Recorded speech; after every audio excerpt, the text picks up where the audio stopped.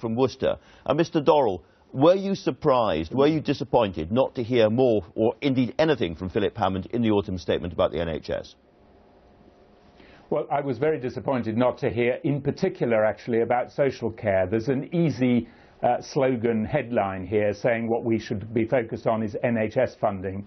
It was actually Simon Stevens, the chief executive of NHS England, who said that if there was some spare money, it needed to go into social care in order to create a more efficient health and social care system, a more balanced health and social care system. So in an autumn statement where Philip Hammond was talking about the importance of productivity, I can think of no instance across public or private sector where a small investment by the government could have produced a bigger improvement in productivity through efficient use of the whole of the health and social care system. And a small investment in social care could have delivered significant improvements in the quality and efficiency of the whole health and social care system. So in clear terms, was it a mistake not to offer something? And what happens to the social care system if nothing is done?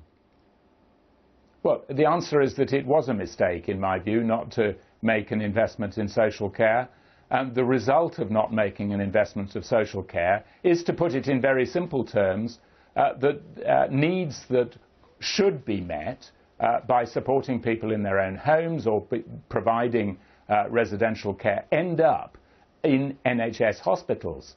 When we hear stories of full emergency admission wards, people not being discharged from hospital, full A&E departments, that is, in part at least, the result of failing to meet those demands through the social care system because it's inadequately funded.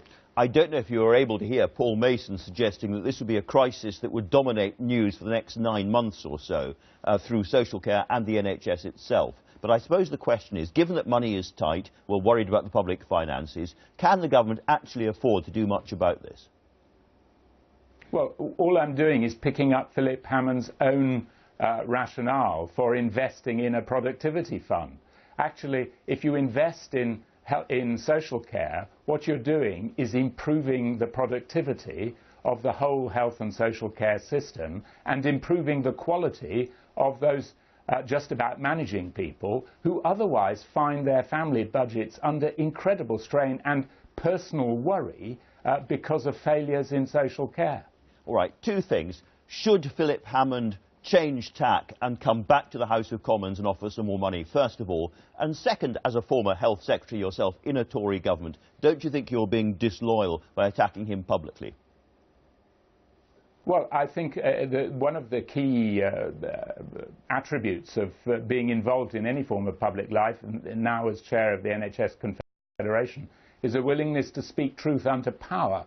And there is no good going into this winter saying it's all going to be all right, when we already have lengthening queues in A&E departments. We already have problems with hospitals unable to discharge people because of inadequate provision of social care. Now, the easy headline is to say spend more money on the NHS.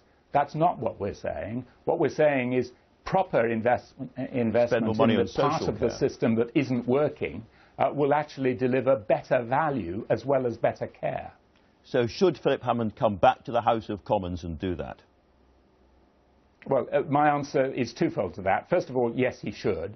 And secondly, he is also, in the autumn statement, this is one of the less noticed bits, said that we need to start thinking about the structure of public expenditure going into the next Parliament, because there'll be some commitments that need to be reviewed at that time. It's precisely for that reason that we from the Confederation, on a cross-party basis, with Alan Milburn, one of my Labour successors as Health Secretary, and also Norman Lamb, who was the Health Minister in the coalition from the Lib Dems, have argued that we need to look on a more long-term basis at these funding questions so we don't get into this kind of short-term impending crisis. Stephen Dorrell, very interesting. Thanks so much for joining